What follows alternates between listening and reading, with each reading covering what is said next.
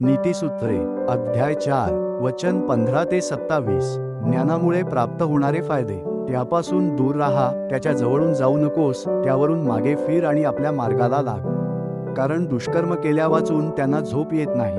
कोणाला पाडले नाही तर त्यांची झोप उडते. कारण ते दुष्टाईने मिळवलेले अन्न खातात, बलात्काराने मिळवलेला द्राक्षारस पितात. परंतु नीतिमानांचा मार्ग मध्यान्हापर्यंत उत्तरोत्तर वाढणाऱ्या उदयप्रकाशासारखा आहे.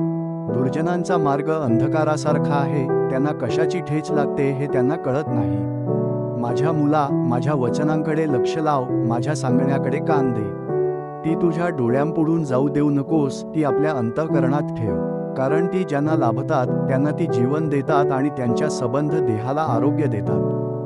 सर्व रक्षणीय वस्तूंपेक्षा आपल्या अंतःकरणाचे विशेष रक्षण कर, कारण त्यात जीवनाचा उगम आहे. तू उद्दामपणाचे भाषण करण्याचे सोडून दे, कुटील वाणीपासून फार दूर राहा. तुझे डोळे नीट पुढे पाहोत, तुझ्या पापण्या तुझ्यापुढे सरळ राहोत. आपल्या पायांची वाट सपाट कर, तुझे सर्व मार्ग निश्चित असोत. तू डावी उजवीकडे वळू नकोस, दुष्कर्मातून आपले पाऊल काढ. आमेन.